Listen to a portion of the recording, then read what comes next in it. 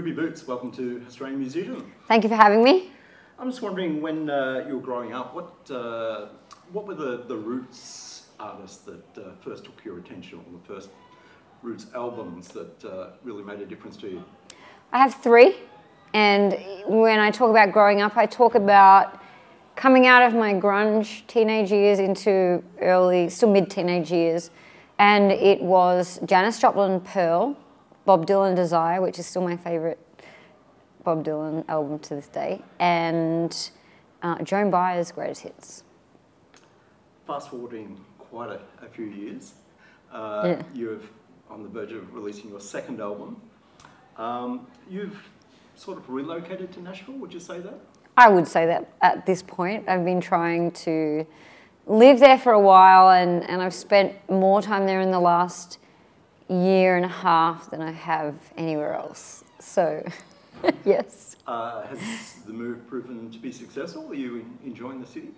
Yeah, I mean, I've been going out to Nashville since 2012, a couple of times a year, because I love the city so much. So now it's just a matter of being there because I have to be there, because it does feel like home.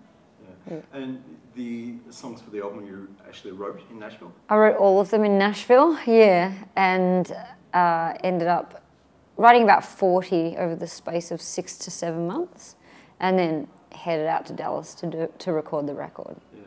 Why did you make the move to Dallas to record?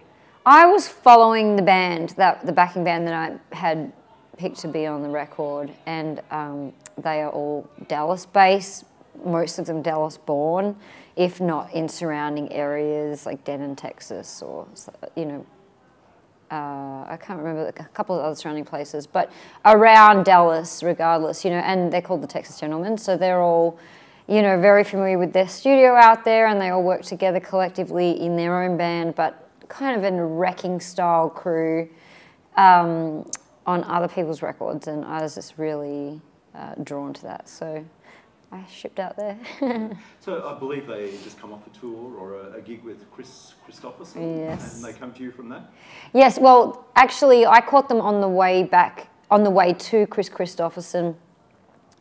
He was playing at Newport Folk Festival, and they were driving Dallas to Nashville and up through Newport, and they were playing a warm-up show at an RSL-style venue. They call them American Legions over there. And I got the call about an hour before the show to come and sing me and Bobby McGee, and I met them all, and the rest is kind of history. Yeah. The album's called Don't Talk About It, which is ironic because we're talking about it. Yeah.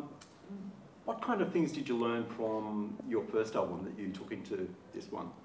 So much. I learned so much from the first album, and, you know, I don't know where to start, but, you know, I think two of the main things was, how do I get everything that I loved about each producer, because I had 4 producers. One of them was co-produced with myself and my friend Geordie Lane, who's a Melbourne artist. But there were 3 other producers, and I loved them all.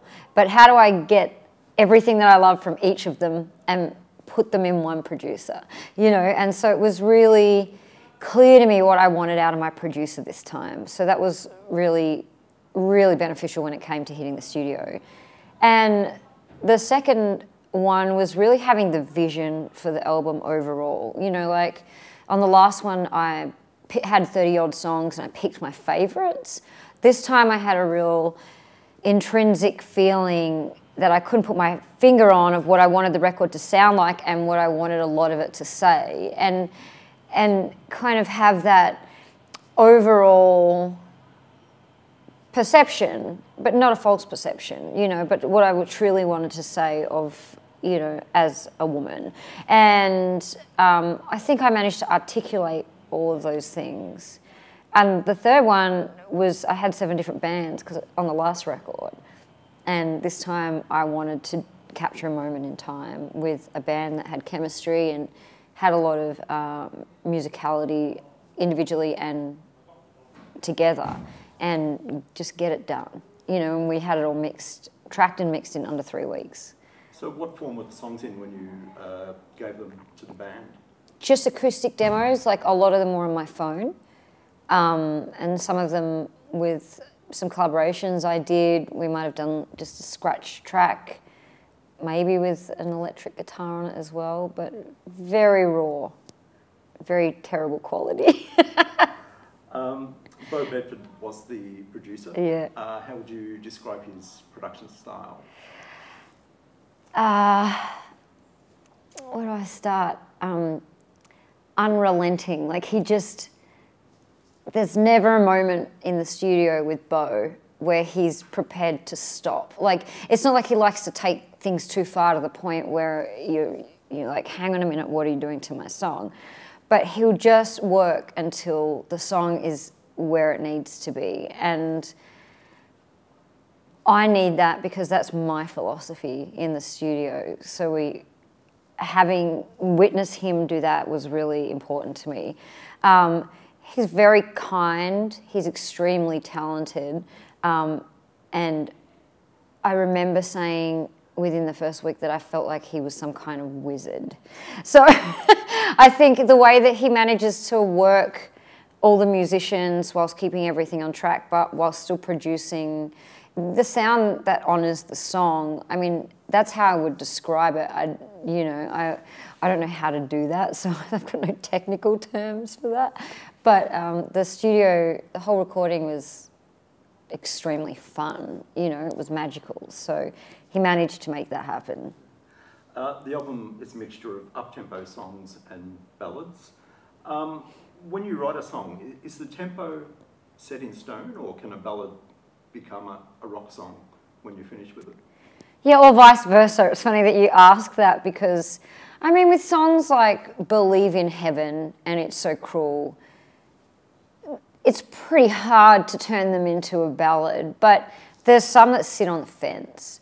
And interestingly enough, with my lyrical style on this record, there's a lot of balance between strength and vulnerability and what that equals, and I remember trying to record Don't Break My Heart Twice, and we spent more time on that song than any, just because I think I wasn't willing to let go of a strong drum beat and let it be the ballad that it needed to be. And that was actually a learning curve for me. It was like, oh my God, everyone's gonna see just how vulnerable I am in that song. So we were pushing it in this other direction. We had brushes, and then we had tom beats, and we had a straight beat, and Bo knocked everyone off, and it's like, let's just go home. We're not getting anywhere. It was the only time that kind of happened throughout the whole process. And he called me over to the piano and said, come over here and sing this with me. And he played it the way he played it on the recording, and I was like, okay, it's time for me to be courageous and allow that vulnerability to be really present in the form of a ballad on the record. So sometimes you just can't deny that it's meant to be a ballad. The first single from the album was It's So Cruel, which has a gritty vibe to it, a bit of distortion on the guitar, but also on the vocal there's a bit of an edge. Yeah. Were you referencing any other recordings or artists in that regard? I'm not going to lie, I definitely had a little T-Rex in mind, But it was my intention to push the record with a little more grit on this record, because playing live kind of felt that that's where I needed to go, and it felt right. So it was more an intention of sound combined with T-Rex. Don't Talk About It is the title track. Why is it the title track? I think it's kind of a tongue-in-cheek. It's the perfect title to be a tongue-in-cheek title for the record, because a lot of the record is really talking quite openly about subjects of life, I love the song, and I think both of those things combined, it was like, well, just presented itself after a minute of thinking about what to call it. Yeah. I want to talk a little bit about the gear that you use. Your guitars, what's your main guitar that you're using at the moment? I have a Gibson LG to American Eagle acoustic guitar, which I adore. I feel like I searched my whole life for that acoustic. And incidentally enough, one of my producers on my last record, Tony Buchan, he had a couple of Gibsons in the studio ready for the record, and he kind of said, I think you should try this one. And I fell in love with it, and after the record I bought one for myself. And with electrics, I play a Telecaster 1984 52 reissue. Are you big on effects? I'm just getting into effects because I have made a record with all these great effects on it. So I have a very simple pedal board, but it suits me well at the moment. I have a delay, MRX, I think it's analog delay. I have some tremolo super trem, a little bit of reverb, the BB Exotic fuzz, and EP boost, Echoplex booster for a little bit of boost in case I start to play some leads on the next tour, which I'm hoping to do, now that I have an electric on stage with me. So yeah, I'm content, but I could understand the rabbit hole of guitarists that play electric guitar, and it's an exciting avenue for me, but I'm just going to sit with what I have for a little while. I know it's an expensive habit. Will it be a challenge converting these songs to a live situation? I don't think so, because I had that intention in mind. You know, I had my live show in mind when I was picking the songs, and you know, there was other considerations to what songs that why I chose the songs on the record, but that was certainly very present. So if it didn't represent something that I could deliver live confidently, then it just wasn't going on the record. Yeah. The album is out on February 9th. Yeah. Then what's in store for the rest of 2018? Probably still no fixed address. That's all I can say about that. I haven't got any firm plans that I can announce yet, but there'll be a lot of live shows throughout next year and the year after. So sticking with my suitcase. Yeah. Ruby Boots, thanks for your time. Thank you for having me.